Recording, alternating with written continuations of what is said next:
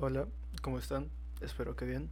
Soy el estudiante Ortiz Riveros Johan Alessandro de la carrera de Medicina Humana en la Universidad Continental y el día de hoy hablaremos sobre las bases hidrodinámicas o siendo más específicos, aplicados en la medicina, bases hidrodinámicas en el ciclo cardíaco. Comencemos. Como una breve introducción hacia el tema, es un conjunto de fenómenos eléctricos, mecánicos, hemodinámicos y acústicos que se producen dentro del corazón en forma rítmica e ininterrumpida, con el fin de bombear la sangre y hacerla circular por los vasos sanguíneos, siendo la hidrodinámica el área de la física que se dedica a analizar el movimiento de los fluidos incompresibles, detallando más cada parte de la definición de los dos temas que juntamos para que sea la hidrodinámica aplicada en la medicina. Primero sería la hidrodinámica. La hidrodinámica es el área de la mecánica de los fluidos, que aborda el estudio de estos en movimiento, claro. Su nombre deriva del griego hidro, que significa agua. Pero, sin embargo, la hidrodinámica no se limita solo a estudiar a los líquidos, sino que también a los gases, considerando distintas aproximaciones, dependiendo del problema que se vaya a abordar, como cambios de densidad. La densidad es una magnitud escalar referida a la cantidad de masa que puede estar en un determinado volumen de una sustancia o objeto sólido. O también o su pérdida de energía por la viscosidad. Viscosidad es la resistencia que poseen algunos líquidos durante su fluidez y deformación. El ciclo cardíaco es la secuencia de eventos mecánicos, sonoros y de presión, relacionados con el flujo de sangre a través de las cavidades cardíacas, la contracción y relajación de cada una de ellas, el cierre y la apertura de las válvulas y la producción de ruidos hace posible toda esta función cardiovascular, proceso que transcurre en menos de un segundo, claro, cuyas fases son el llenado ventricular activo, también conocido como sístole auricular, contracción ventricular isovolumétrica, eyección, relajación ventricular isovolumétrica, también llamado o reconocido por ser el comienzo de la diástole, y finalmente el llenado auricular pasivo. Pasamos a la siguiente. Fenómenos hidrodinámicos. Con respecto a los fenómenos hidrodinámicos, refiriéndome primero a la presión arterial como un concepto importante para un flujo sanguíneo adecuado para órganos y tejidos corporales, cada latido del corazón empuja la sangre hacia el resto del cuerpo. La presión sanguínea va de alta cerca del corazón y a baja lejos de él, dependiendo de muchos factores, como la cantidad de sangre que éste esté bombeando, el corazón me refiero, o el diámetro de las arterias a través de las cuales pasa la sangre. Esto también es un factor importante. Y quiero destacar dos fases importantes que en esto, que son la sístole y la diástole. La presión sanguínea se mide tanto en el momento en el que el corazón se contrae, fenómeno llamado sístole, como en el momento en el que se relaja, llamado diástole. La presión sistólica se mide cuando los ventrículos del corazón se relajan. Un claro ejemplo de su diferencia sería una presión sistólica de 120 milímetros de mercurio. Se considera en el rango de los niveles de presión normales, mientras que para la diastólica es de 80 milímetros. En términos generales, la medida normal se expresaría como 120 sobre 80.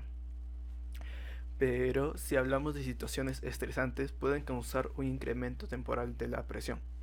Si una persona tuviera una lectura constante de presión de 140 sobre 90, por ejemplo, se le diagnosticaría presión alta. Si esta afección no se trata, puede dañar órganos importantes, como el cerebro y los riñones, además de conllevar una apoplejía, que es un sangrado dentro de un órgano o pérdida de la circulación hacia un órgano. Pueden ser estos suprarrenales o hipofisarias, también refiriéndose a los síntomas de ataque cerebral causados por un sangrado intracerebral o un coágulo de sangre en un vaso sanguíneo del cerebro. Hablaremos de los principios y leyes. Principio de Pascal. La presión que se ejerce sobre un punto cualquiera de la masa de un líquido se transmite por igual en todas las direcciones. Con respecto a Blaise Pascal, sus estudios sobre la hidrodinámica y la hidrostática los llevaron a inventar la jeringa y la prensa hidráulica, e incluso a descubrir lo que hoy se conoce como la ley de la presión de Pascal. Con respecto al principio de Arquímedes, un cuerpo total o parcialmente sumergido en un fluido recibe un empuje de abajo hacia arriba, igual al peso del volumen del fluido que se desaloja. En medicina, el principio de Arquímedes se usa mucho en la fisioterapia, ya que los pacientes que han sufrido fracturas o lesiones parecidas empiezan a fortalecer sus músculos y a aumentar su fuerza realizando ejercicios sumergidos en tinas, ya que de esta manera sus cuerpos pesan menos y se es mucho más fácil. Principio de Bernoulli. Es una correlación de las ecuaciones de conservación para demostrar una relación entre la velocidad, la elevación y la presión en un fluido. En medicina su uso es solo referencial y teórico, para alguna explicación analógica con fines pedagógicos sobre el cambio de presiones y velocidad, pero no aplicables a la sangre que tienen propiedad inherente viscosa, ni a la red de arterias y venas que son elásticas, siendo fluido y ductos muy diferentes a tuberías y agua en condiciones ideales. Es referencial porque nos ayuda a comprender mejor la fisiología arterial y la hemodinamia, porque el objetivo del sistema arterial es llevar la sangre oxigenada desde el corazón hacia los otros órganos. Para lograr esto, la sangre, un fluido, se mueve a través de una red de tubos no rígidos impulsados por una bomba pulsátil, el corazón. Pasando a los siguientes.